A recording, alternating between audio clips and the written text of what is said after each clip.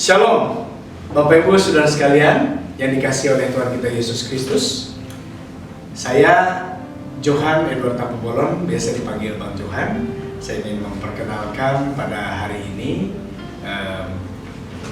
saya selaku Majelis Penghubung untuk Promise, program Mitra ASI dengan tahun kerja 2020 hingga 2022. Adapun yang menjadi koordinator dari tim Promise kali ini, saya perkenalkan Pak Setiawan Sulistiono. Beliau selaku koordinator, dan yang berikut yang menjadi anggota dari Promise yaitu Pak Yap Hansin. Oke. Dan berikut yang menjadi anggota dari tim Promise kali ini yaitu Bang Odi.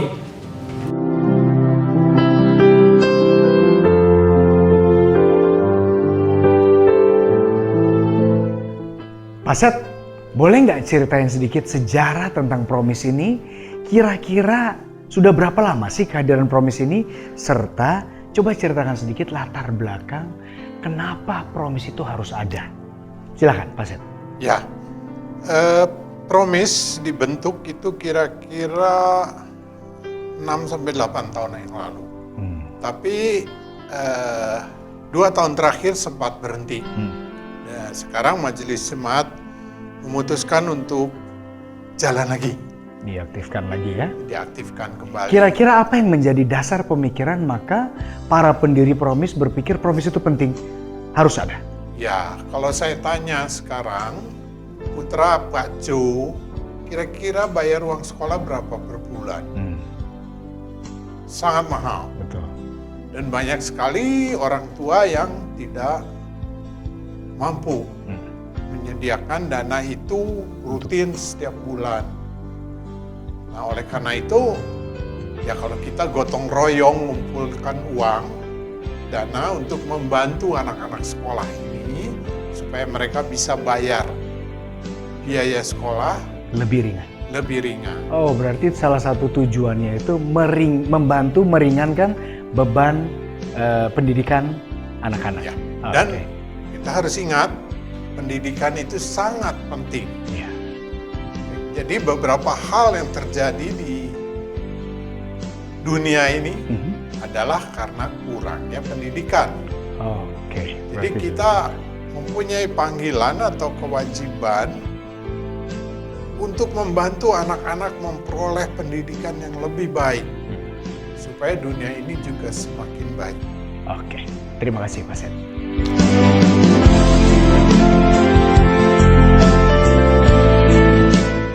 Pak Set, ceritakan sedikit dong, bagaimana caranya tim Promise bisa membantu pendidikan anak-anak? Ya, ini yang kami pikirkan juga adalah semua orang ikut membantu, walaupun dalam porsi yang berbeda-beda. Jadi, kita mengumpulkan dana bersama-sama, dan itu kita pakai untuk membantu biaya sekolah anak-anak yang kita tempatkan di sekolah mana. Kalau anak-anak itu sekolah di negeri, berarti tidak ada uang sekolah lagi? Ya, tidak ada uang sekolah, tapi ada biaya lain-lain yang harus mereka Oke. tanggung. Itu juga harus kita penuhi. Oke. Karena dia tetap tidak bisa tidak memenuhi biaya lain-lain itu. Oke. Termasuk membantu buku Ya, dan keperluan-keperluan pendidikan, penunjang pendidikan lainnya. Ada lagi Pak Set yang mau disampaikan sebagai gambaran buat jemaat tentang lembaga pelayanan Promise ini? ya. Sejak didirikan, Promise sudah membantu banyak sekali. Dan bantuan itu bukan kecil. Bantuan itu bisa lebih dari 20 juta pernah terjadi. Wow. Ya, dan untuk gereja Arca Manik yang kecil itu luar biasa. Tapi kita bersama-sama bisa mengerjakan itu. Jadi berapapun kesediaan Anda atau keterbebanan Anda untuk membantu sekolah anak-anak, Berapapun itu, nominalnya? ya, itu akan diterima dengan terima kasih dan syukur, dan kita akan pakai untuk membantu. Disalurkan. Oke. Terima kasih Pak Set untuk informasinya.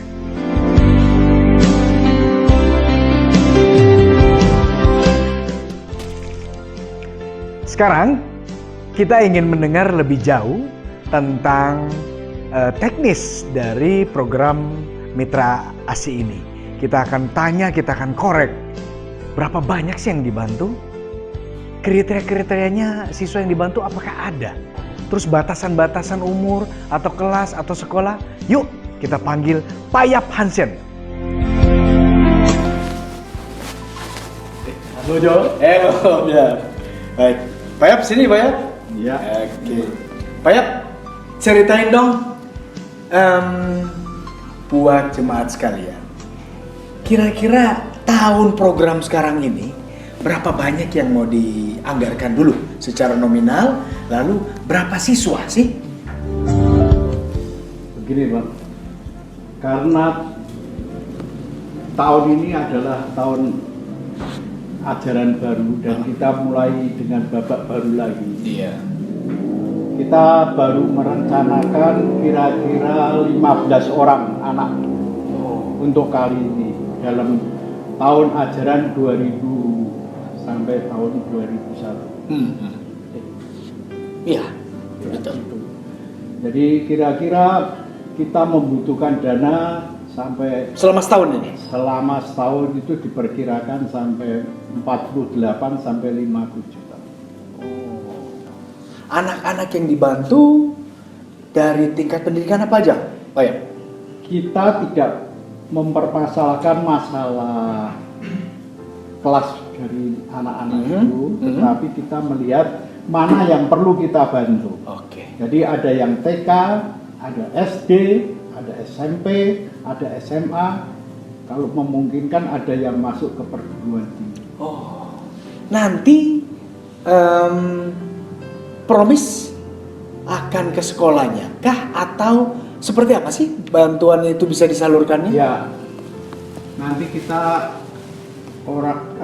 tim Promis akan lebih proaktif.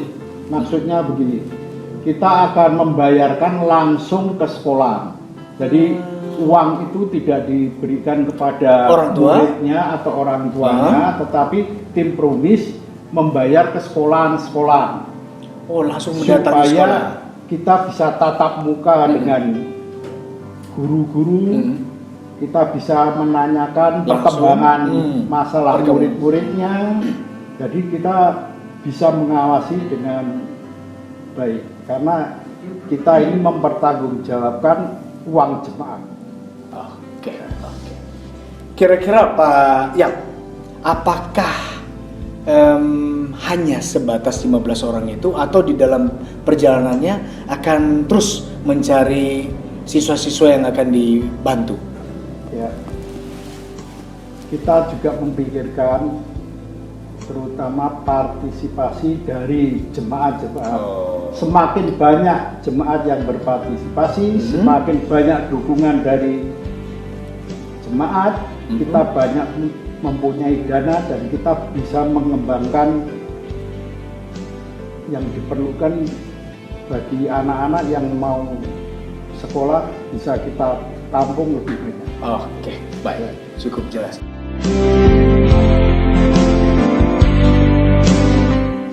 Pak Yap, beritahukan kepada kami, jemaat sekalian, apa yang harus dilakukan orang tua jika ingin mendapatkan bantuan dari Promis?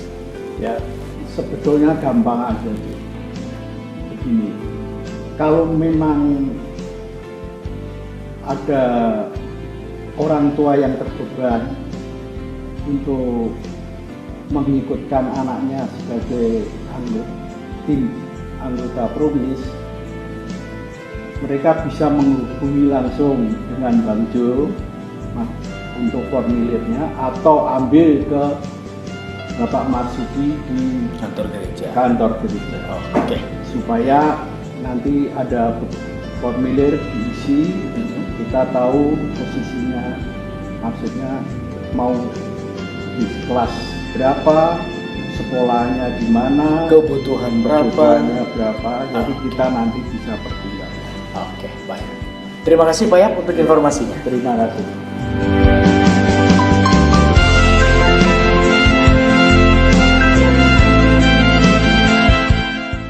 Bapak Ibu, saudara-saudari yang dikasihi oleh Tuhan Yesus Kristus, kami sungguh mengucap syukur untuk dukungan Bapak Ibu dan saudara-saudari sekalian bagi tim program Mitra Asih yang selama ini berlangsung.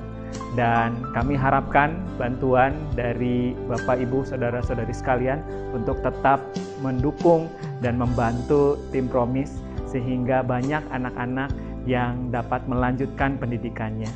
Dan kami juga mengundang Bapak Ibu sekalian untuk dapat mengirimkan dukungan dana ke rekening tim Promise, yaitu rekening BCA cabang Ahmad Yani dengan nomor 4372513849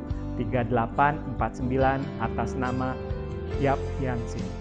Kami percaya setiap dukungan dari Bapak Ibu dan saudara-saudari sekalian itu sangat berarti dan sangat berharga bagi anak-anak. Karena apa yang Bapak, Ibu, saudara-saudari lakukan itu dapat membantu anak-anak dalam pendidikan mereka se-Indonesia. Kami juga mengingatkan kepada Bapak, Ibu, saudara-saudari sekalian yang mau mendukung untuk menjadi donatur tetap bagi tim Promise untuk dapat mengisi formulir yang sudah disediakan, yang dapat Bapak, Ibu, saudara-saudari dapatkan di kantor gereja dengan menemui Bapak Marsudi, ataupun juga melalui link yang akan disampaikan seperti ini. Oleh karena itu, Bapak Ibu sekalian dimanapun Bapak Ibu berada, Bapak Ibu tetap bisa mendukung tim Promise GKI Arca Mani.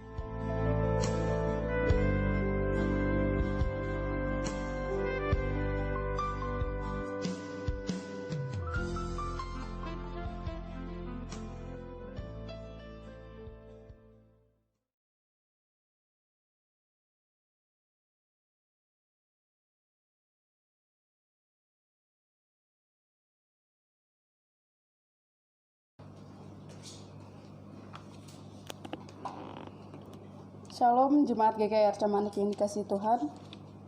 Ibadah hari ini Minggu tanggal 30 Agustus 2020 akan dilayankan oleh Penatua Liana Dewi. Selamat beribadah bersama dengan Jemaat GKI Arca Mani. Mari kita awali ibadah kita dengan bangkit berdiri. Kita nyanyikan dari PKJ 242 bait 1 sampai 2, Seindah Siang Disinari Terang.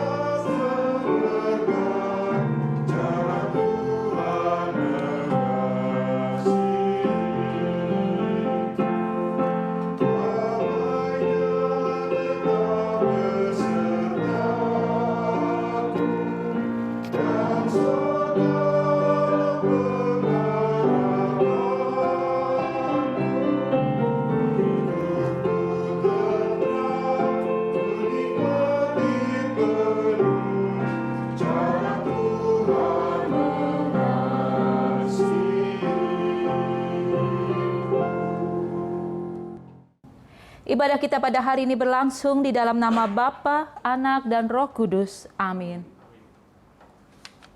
Kasih karunia dan damai sejahtera dari Allah Bapa kita dan dari Tuhan Yesus Kristus besertamu.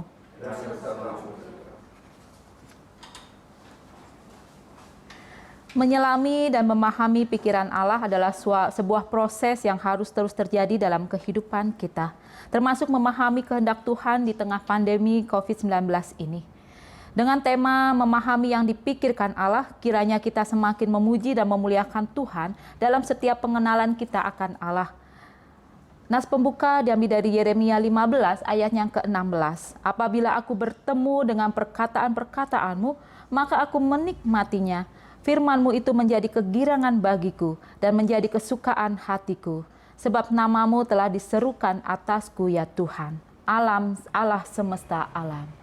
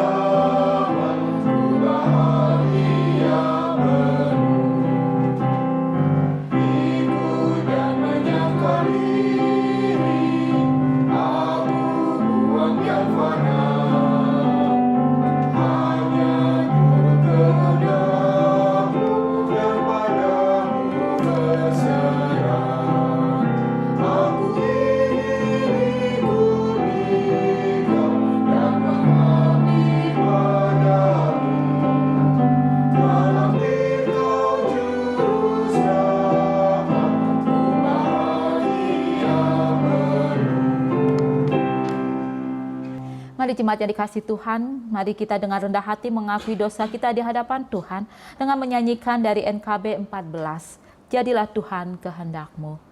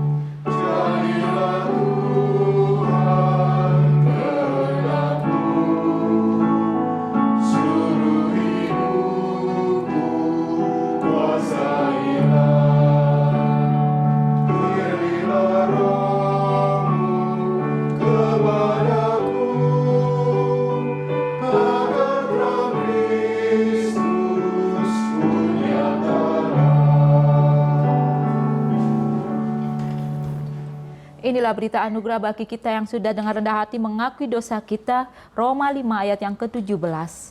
Sebab jika oleh dosa satu orang mau telah berkuasa oleh satu orang itu, maka lebih benar lagi mereka yang telah menerima kelimpahan kasih karunia dan anugerah kebenaran akan hidup dan berkuasa oleh karena satu orang itu, yaitu Yesus Kristus. Demikianlah berita anugerah dari Tuhan.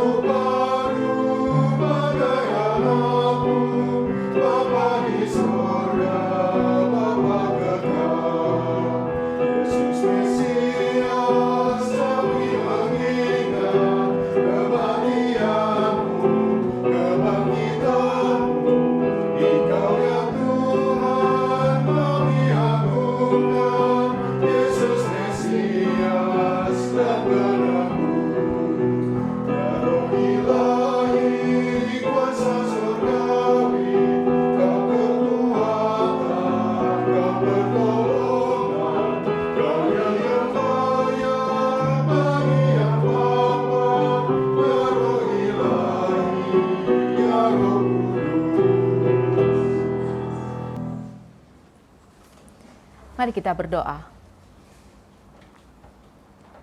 Terima kasih Tuhan, kami boleh diberi kesempatan dan kami boleh hadir bersama dengan keluarga kami, bersama dengan orang-orang yang kami kasihi untuk beribadah di hari ini. Tuhan, kini tiba saatnya kami mau bersekutu secara pribadi bersama denganmu. Berbicaralah kepada setiap kami Tuhan yang saat ini menghadap kepadamu. Sampaikanlah apa yang Tuhan kehendaki untuk kami lakukan, untuk kami terapkan dalam kehidupan kami sehari-hari.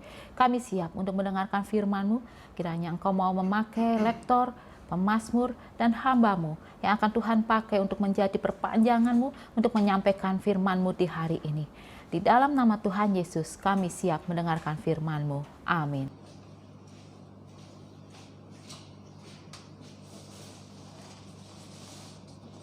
Pembacaan Kitab Yeremia, pasal 15, mulai ayat 15. Engkau mengetahuinya, ya Tuhan. Ingatlah aku dan perhatikanlah aku. Lakukanlah pembalasan untukku terhadap orang-orang yang mengejar aku. Janganlah membiarkan aku diambil. Karena panjang sabar-Mu, ketahuilah bagaimana aku menanggung celaan oleh karena Engkau. Apabila aku bertemu dengan perkataan-perkataan-Mu, maka aku menikmatinya. Firman-Mu itu menjadi kegirangan bagiku dan menjadi kesukaan hatiku, sebab nama-Mu telah diserukan atasku, ya Tuhan Allah semesta alam. Tidak pernah aku duduk beria-ria dalam pertemuan orang-orang yang bersenda gurau. Karena tekanan tangan-Mu, aku duduk sendirian, sebab Engkau telah memenuhi aku dengan geram. Mengapakah penderitaanku tidak berkesudahan, dan lukaku sangat payah, sukar disembuhkan? Sungguh, Engkau seperti sungai yang curang bagiku, air yang tidak dapat dipercayai. Karena itu beginilah jawab Tuhan. Jika Engkau mau kembali, aku akan mengembalikan Engkau menjadi pelayan di hadapanku. Dan jika Engkau mengucapkan apa yang berharga dan tidak hina, maka Engkau akan menjadi penyambung lidah bagiku. Biarpun mereka akan kembali kepadamu, namun Engkau tidak perlu kembali kepada mereka. Terhadap bangsa ini, aku akan membuat Engkau sebagai tembok berkubu dari tembaga. Mereka akan memerangi Engkau, tetapi tidak akan mengalahkan Engkau. Sebab aku menyertai Engkau untuk menyelamatkan dan melepaskan Engkau. Demikianlah firman Tuhan. Aku akan melepaskan engkau dari tangan orang-orang jahat dan membebaskan engkau dari genggaman orang-orang lalim. Demikianlah sabda Tuhan.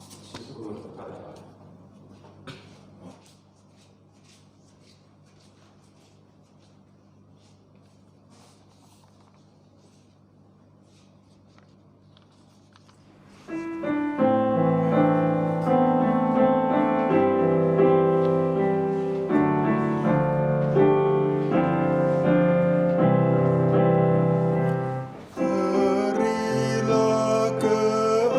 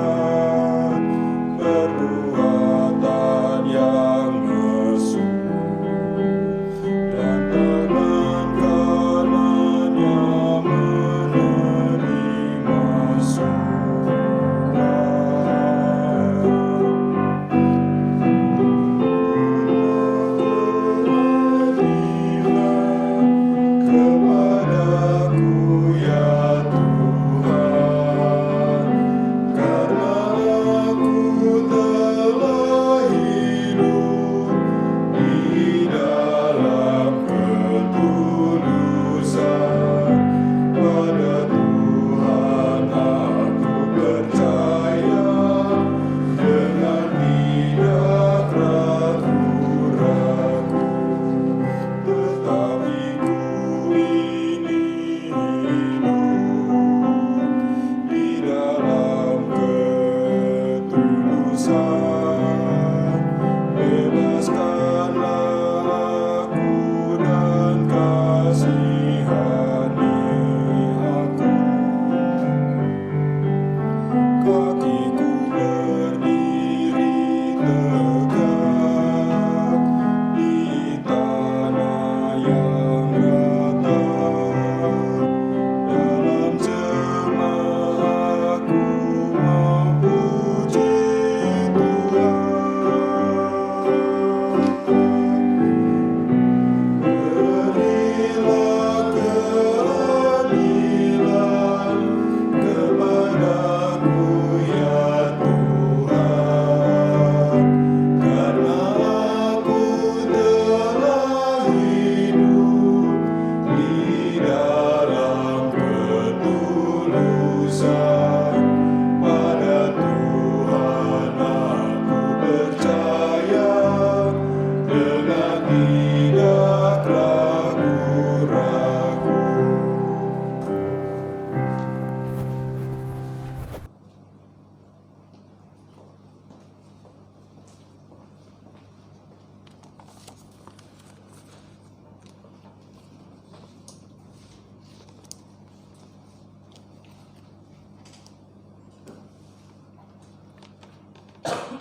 Pembacaan surat Roma pasal 12 mulai ayat 9.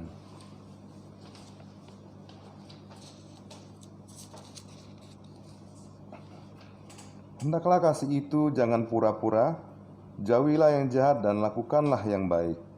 Hendaklah kamu saling mengasihi sebagai saudara dan saling mendahului dalam memberi hormat. Janganlah hendaknya kerajinanmu kendor, biarlah rohmu menyala-nyala dan layanilah Tuhan. Bersukacitalah dalam pengharapan, sabarlah dalam kesesakan, dan bertekunlah dalam doa. Bantulah dalam kekurangan orang-orang kudus, dan usahakanlah dirimu untuk selalu memberi tumpangan. Berkatilah siapa yang menganiaya kamu, berkatilah dan jangan mengutuk. Bersukacitalah dengan orang yang bersukacita, dan menangislah dengan orang yang menangis.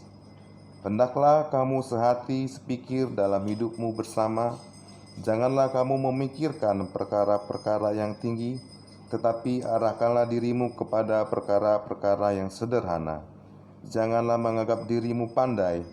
Janganlah membalas kejahatan dengan kejahatan. Lakukanlah apa yang baik bagi semua orang. Sedapat-dapatnya, kalau hal itu bergantung padamu, hiduplah dalam perdamaian dengan semua orang. Saudara-saudaraku yang kekasih, janganlah kamu sendiri menuntut pembalasan, tapi berilah tempat kepada murka Allah, sebab ada tertulis, pembalasan itu adalah hakku. Akulah yang akan menuntun pembalasan, firman Tuhan. Tetapi jika seterumu lapar, berilah dia makan. Jika ia haus, berilah dia minum. Dengan berbuat demikian, kamu menumpukan bara api di atas kepalanya. Janganlah kamu kalah terhadap kejahatan, tetapi kalahkanlah kejahatan dengan kebaikan. Demikianlah sabda Tuhan.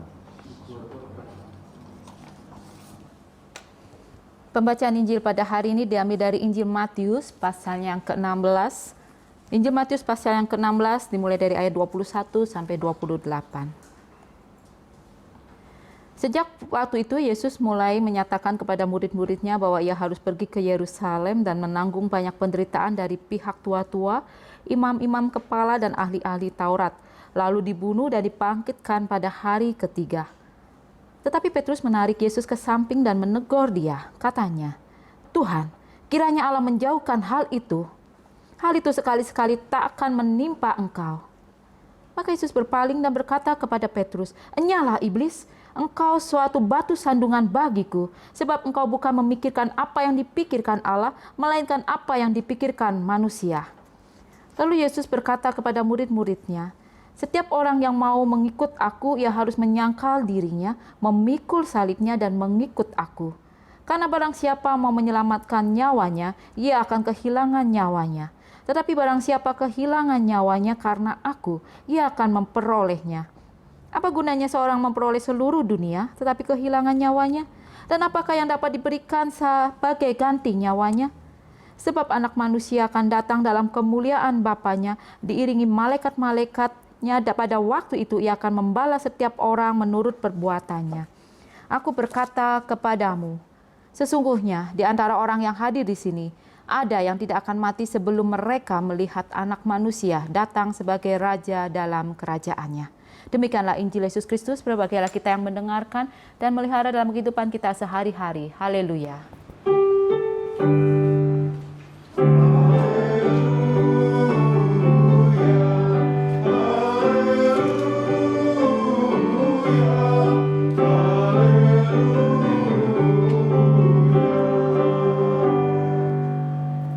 Shalom jemaat yang dikasihi Tuhan.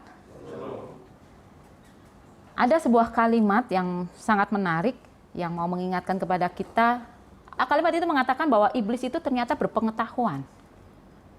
Iblis itu konon juga memiliki pengetahuan dan juga berusaha untuk mengetahui segala sesuatu di dunia ini, termasuk mencari tahu apa yang akan direncanakan dan dikerjakan Allah. Coba ingat kisah Yesus dicobai di padang gurung. Masih di Matius, tapi di pasal keempat. Di situ dikatakan, iblis juga menguasai apa yang menjadi dari bagian dari firman Tuhan. Iblis juga mengetahui apa yang menjadi rencana Allah dalam diri Yesus.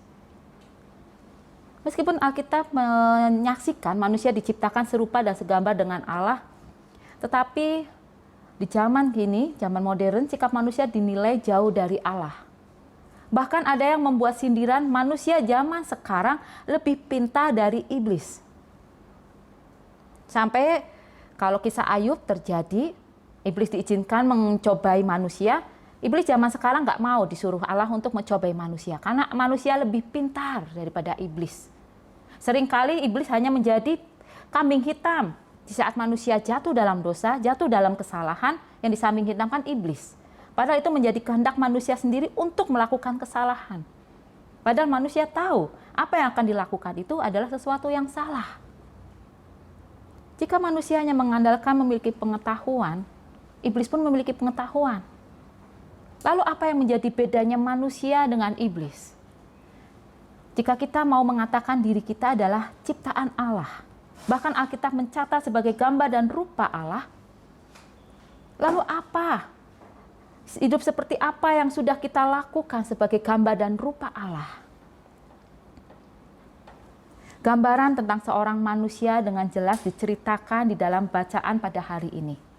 Di kitab Yeremia, di Injil Matius sangat jelas diceritakan betapa tidak mudahnya untuk hidup sebagai manusia, apalagi hidup untuk mengetahui dan memahami apa yang menjadi kehendak Allah. Untuk hidup sesuai dengan identitas sebagai gambar dan rupa Allah. Ini menunjukkan bahwa sebenarnya memang iblis punya kuasa untuk menggoda kita. Iblis siap untuk mencobai kita. Tetapi manusia memiliki hak, bisa mengambil keputusan. Ada di tangan manusia. Hidup manusia itu sendiri bukan di tangan iblis. Kalimat Yesus menghentak, menegur Petrus, mau mengatakan bahwa apa yang hendak dilakukan manusia itu ada di keputusan di diri manusia sendiri. Tapi seringkali manusia lebih memilih untuk mengikuti apa yang menjadi kehendak hatinya daripada mencari tahu apa yang hendak dilakukan Allah dalam dirinya. Apa yang hendak Allah inginkan untuk kita kerjakan. Jika kita perhatikan dari peristiwa Yesus menderita sampai pada dia bangkit dan naik ke sorga, ini seringkali disebut wajar kalau Petrus saat itu disebutkan menegur Yesus dan mengatakan hendak kiranya hal itu tidak menimpa engkau. Karena di dalam bayangan Petrus saat itu di situasi di mana masyarakat pada saat itu ingin bebas dari cengkraman penjajah pada saat itu, ingin bebas dan ingin mendapatkan seorang raja yang berkuasa dan menyelamatkan mereka. Sehingga saat Petrus mendengar pengakuan dan pernyataan Yesus bahwa dia akan menderita, walaupun sebenarnya Yesus sudah mengatakan bahwa di akhir penderitaannya dia akan dimuliakan Allah, dia akan bangkit di hari ketiga. Ada sesuatu hal yang indah setelah dari penderitaan. Tapi perlu dicatat, soal kematian, soal kebangkitan dari kematian pada saat itu menjadi sesuatu yang masih asing, sesuatu yang belum bisa dipercayai. Karena seseorang yang sudah diakui mati itu berada jauh di bawah sana dan tidak bisa lagi bangkit. Tapi Yesus memperkenalkan tentang kebangkitan, sesuatu yang baru, sesuatu yang bagi Petrus sesuatu yang mustahil untuk terjadi. Sehingga Petrus lebih memikirkan, jika nanti Yesus menderita, Yesus sebagai sosok raja aja menderita, apalagi kami para pengikutnya. Disinilah area iblis memang menggoda Petrus, tapi perlu dicatat, perlu kita lihat bahwa Petrus yang menentukan sendiri apa yang perlu dia percayai, apa yang perlu dia lakukan. Petrus lebih memilih melihat apa yang menjadi kehendak hatinya, itu yang sejalan dengan kehendak iblis. Bukan mau mencari tahu apa yang dibalik perkataan Yesus, apa yang menjadi rencana Allah dalam diri Yesus dan akan juga terjadi kepada para pengikutnya. Percaya Petrus masih sebatas, jika aku mau percaya, tunjukkan buktinya bahwa aku hidup nyaman. Baru kata percaya yang dilakukan Petrus adalah percaya yang penuh, percaya yang benar-benar bisa diimani. Seperti yang dialami Nabi Yeremia, sebagai umat Allah yang dikatakan sangat menyukai firman Tuhan dan selalu menjaga hidupnya tidak tercemar dengan yang dilakukan oleh manusia lain pada saat itu. Apa yang dikatakan? Yeremia mengatakan bahkan dengan kalimat kasar di kitab Yeremia sampai menuduh Allah telah berlaku curang atas penderitaan yang dialami. Yeremia tidak bisa berpikir jernih atas penderitaan yang dialami. Atas setiap hal yang telah dialami oleh Yeremia dari hari ke hari. Yeremia punya pemikiran, saat dia mau percaya kepada Allah, saat dia mau menaati apa yang Allah hendak lakukan, apa yang Allah firmankan, Yeremia berharap Allah juga melakukan hal yang sama. Menolong dia keluar dari penderitaan, menolong dia keluar dari pergumulan. Tetapi Yeremia tidak mendapatkan itu. Yeremia mendapatkan penderitaan dan kesulitan-kesulitan. Itu yang sering kita lakukan. Roma 12 ayat 19b itu menjadi favorit bagi orang percaya. Kalau saat kita kecewa, kalau saat kita mengalami sakit hati, apa yang kita lakukan? Sudahlah, kita ampuni, biar Tuhan yang membalas. Selain menempatkan Tuhan sebagai ATM kita, menempatkan Tuhan sebagai algojo kita. Saat ada seseorang yang menyakiti kita, kita lapor ke Tuhan. Aku mau Tuhan mengampuni dia, biarlah Engkau yang membalas. Pernahkah kita bisa berpikir, membalas atau tidak membalas itu hak Tuhan. Jadi saat ada orang yang menyakiti kita dan hidupnya nyaman, hidupnya diberkati, itu menjadi hak Allah untuk menentukan nasibnya. Bagi kita yang sudah berumah tangga, ada satu gambar yang menarik. Hal yang lebih susah dipahami daripada fisika dan matematika adalah memahami seorang wanita. Bagi kaum laki-laki, patut mengakui itu. Biasanya yang paling sering berhasil memahami isi hati adalah perempuan. Kalau laki-laki ditanya mau makan apa, Pak? Terserah. Yang terhidang makanan yang disukai suaminya. Tapi bayangkan kalau terbalik. Kenapa, Ma? Kok cemberut? Enggak apa-apa. Capek ya? Enggak. Terus suaminya asik main HP. Tiba-tiba dicubit sama istrinya. Kamu ini enggak peduli sama aku. Istrinya cemberut, masih main HP. Suaminya hanya bisa gigit HP sambil tepok jidat. Tapi kita perlu melihat relasi suami istri bertahun-tahun, apakah saat kita gagal memahami pasangan kita, kemudian kita berhenti? Kita percaya bahwa orang yang kita pilih menjadi pasangan kita adalah orang yang akan mengasihi kita, orang yang kita bisa percaya juga. Jika saat kita mau memahami dan kita gagal, kita akan mencoba lagi. Mungkin kita sering mengalami perselisihan karena kita mencoba dan gagal. Tapi setiap hari dan kita semakin pintar untuk memahami apa yang menjadi isi hati pasangan kita. Tidak langsung begitu sudah gagal ditinggal pergi. Tukar tambah pasangan. Tidak toh? Sama, posisi kita saat kita mau melakukan kata percaya kepada Allah, mau mengikut Kristus sampai hari ini kita menjadi Kristen. Kata percaya tidak hanya menanti saat kita diberkati baru kita menunjukkan percaya. Di saat hal sesulit apapun yang Allah hendak kita lakukan, kita mau berusaha. Walaupun seringkali kita mengatakan apa yang dipikirkan Allah sulit kita pahami. Apa yang terjadi dalam kehidupan kita, penderitaan baru hari ini selesai dari persoalan hidup. Uang sekolah bisa terbayar. Besok dihadapkan dengan uang kontrakan. Sampai mengatakan, Tuhan, aku ingin istirahat sebentar saja. Apa yang menjadi kehendak-Mu? Kami nggak paham. Kami gagal mengetahui. Sesulit apapun dalam kehidupan kita, kita akan mau mencoba dan terus mencoba. Seperti kita mau mencoba memahami pasangan kita. Hari ini firman Tuhan dengan jelas mau mengatakan kepada kita, mengingatkan lagi apa yang menjadi identitas kita sebagai gambar dan rupa Allah.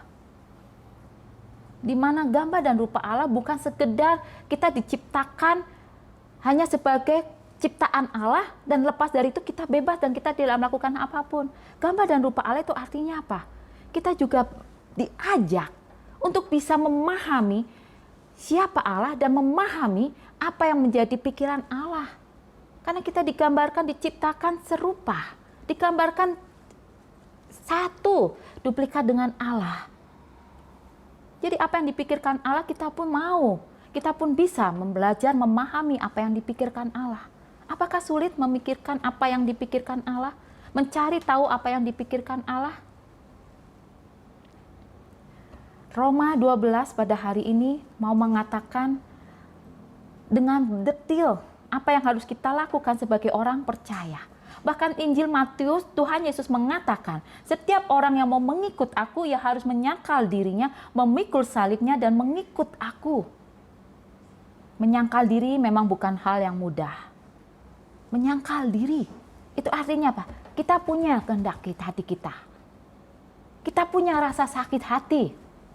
Tapi kita mau menempatkan Allah di atas dari sakit hati kita. Kita punya kesulitan dan pergumulan. Tapi kita mau menempatkan Allah di atas dari kepersulitan dan pergumulan kita.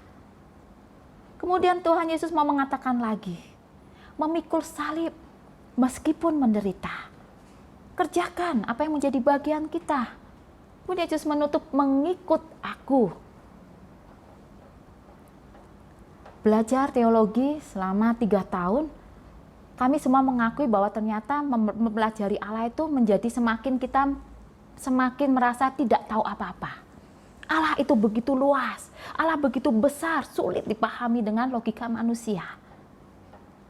Tetapi Allah dari awal manusia diciptakan sampai manusia jatuh ke dalam dosa, perlu kita catat dalam hati kita bahwa Allah lebih dulu mau mengulurkan tangan untuk dipahami oleh manusia. Dengan cara apa? Menghadirkan Yesus sebagai manusia. Yesus sudah melakukan apa yang dipikirkan Allah dan melakukan itu hingga sukses sampai detik terakhir, sampai dia naik ke sorga. Sehingga Yesus menjadi teladan buat kita. Sehingga Yesus wajar mengatakan, ikutlah aku. Karena Tuhan Yesus sudah melakukan untuk memikirkan apa yang dipikirkan Allah itu bukan sesuatu yang mustahil. Walaupun memang tidak mudah, tapi bisa kita lakukan dan kita mau berjuang, berproses. Seringkali kita mengatakan, oh God, I love you. Aku mengasihi Tuhan.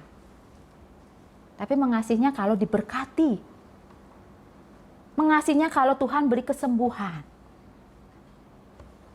Jangan jadikan firman Tuhan sebagai jimat. Tapi jadikanlah firman Tuhan untuk bagaimana kita mencoba mengetahui apa yang menjadi isi hati Allah. Mengetahui apa yang mau dipikirkan Allah untuk kita lakukan dalam kehidupan kita sehari-hari.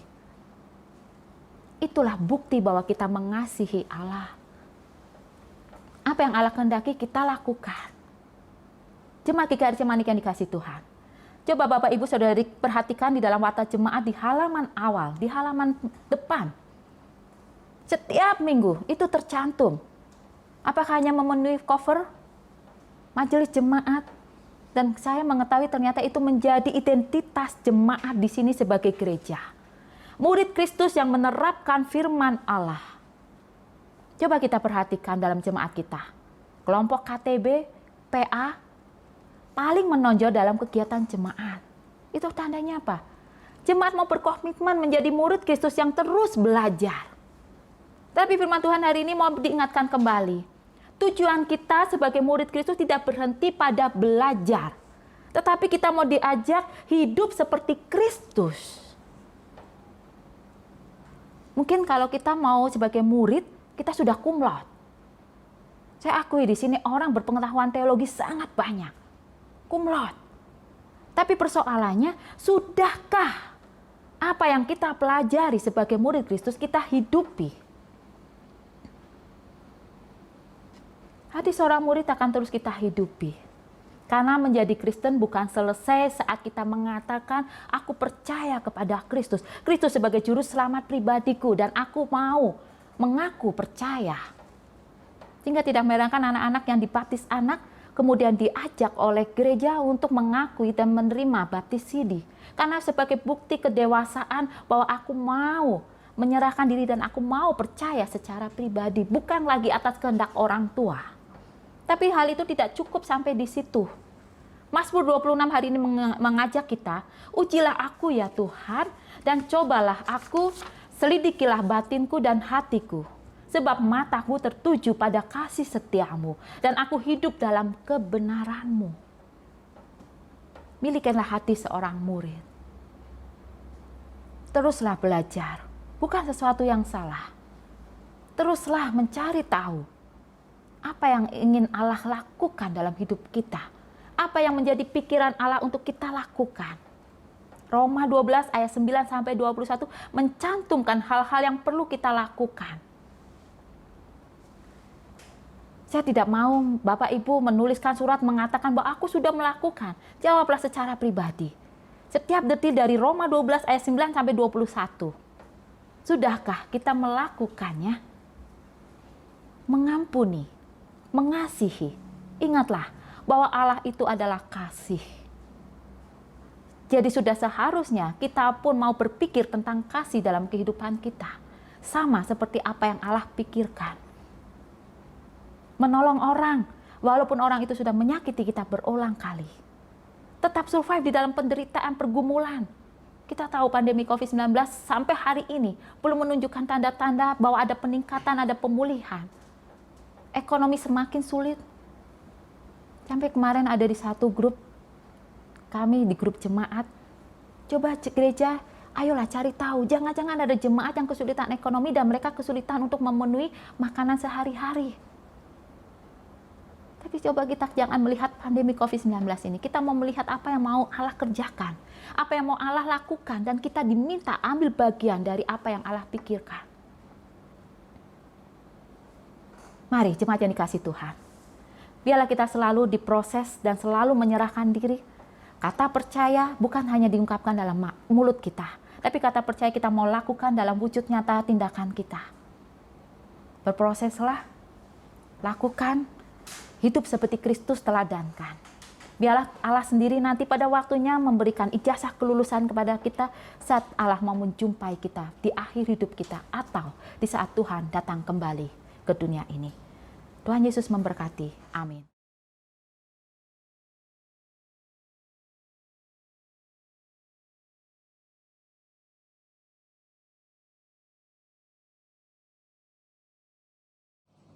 Mari kita bangkit berdiri. Marilah kita bersama dengan umat Allah di masa lalu, masa kini, dan masa depan, mengingat pengakuan pada baptisan kita menurut pengakuan iman rasuli.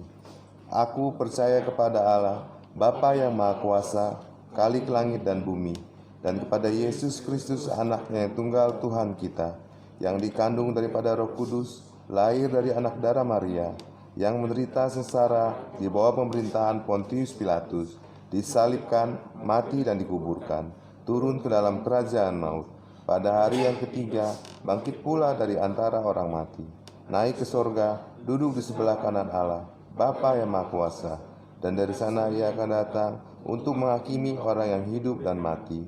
Aku percaya kepada Roh Kudus, gereja yang kudus dan am, persekutuan orang kudus, pengampunan dosa, kebangkitan orang mati, dan hidup yang kekal. Amin. Mari kita satukan hati kita untuk memanjatkan doa syafaat kita pada hari ini. Mari kita berdoa. Terima kasih Tuhan Yesus, Engkau telah hadir untuk menjadi teladan buat kami. Engkau yang memulai Tuhan, untuk melakukan apa yang menjadi kehendak Allah dalam kehidupan di dunia ini. Sehingga kami, para pengikut-Mu, tidak lagi menjadi sulit untuk memahami apa yang menjadi pikiran Allah.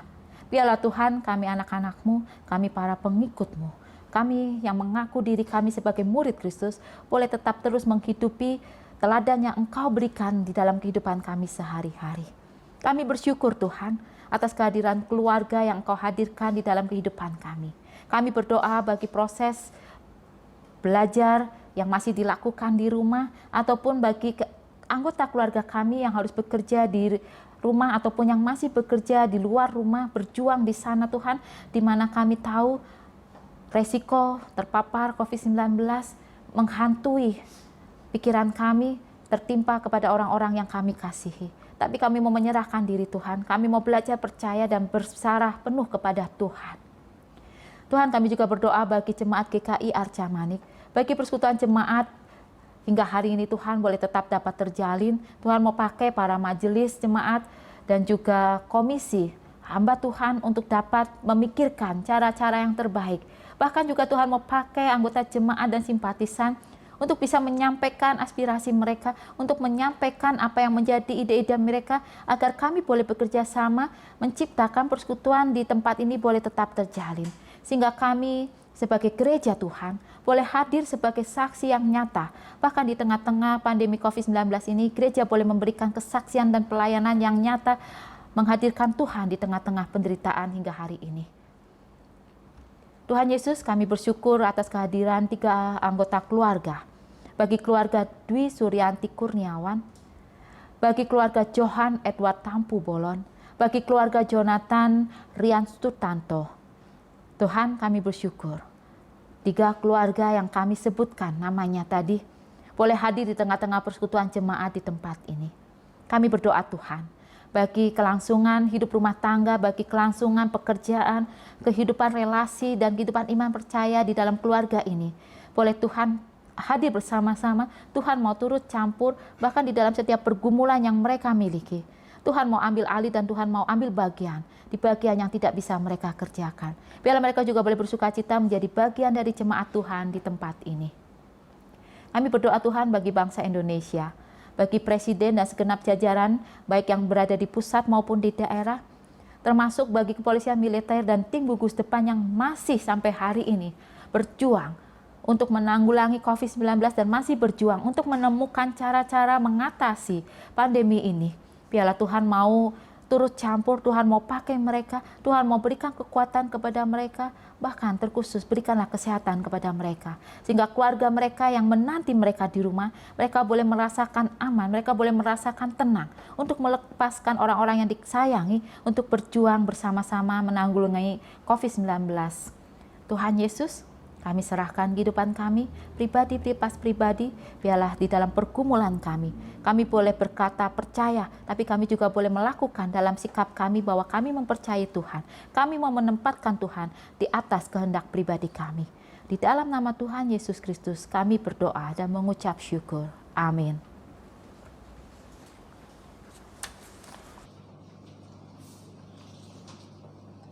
Mari kita mendasari persembahan kita hari ini dari Roma 12 ayat 1. Karena itu, saudara-saudara, demi kemurahan Allah, aku menasehatkan kamu, supaya kamu mempersembahkan tubuhmu sebagai persembahan yang hidup, yang kudus dan yang berkenan kepada Allah. Itu adalah ibadahmu yang sejati. Persembahan dapat ditransfer ke rekening GKI Arca Manik, Bank BCA nomor 4371804425, atau dapat dikumpulkan di kotak yang telah tersedia di kantor gereja atau di GSG. Mari kita menyanyikan lagu persembahan dari PKJ 146 bait 1, Bawa Persembahan.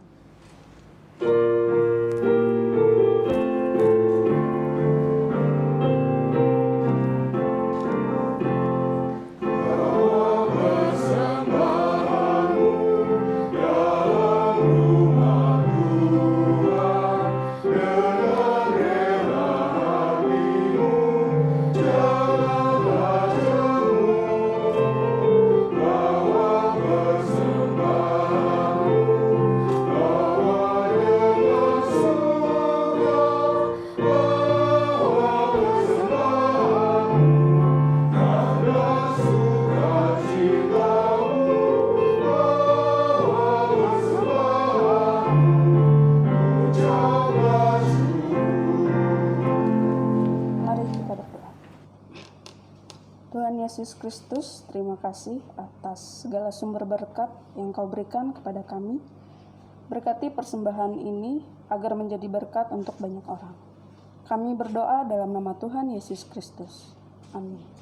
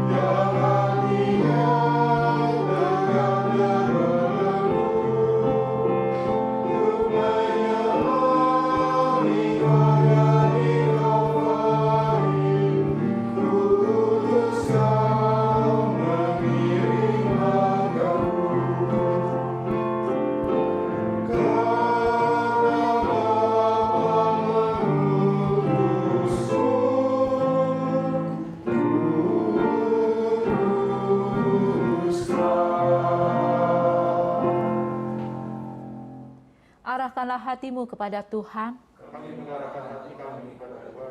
Jadilah saksi Kristus. Terpujilah Tuhan. Kini terimalah berkat Tuhan. Semoga Allah sumber pengharapan memenuhi kita dengan segala sukacita dan damai sejahtera dalam iman kita, supaya oleh kekuatan Roh Kudus kita berlimpah-limpah dalam pengharapan. Haleluya. Amin.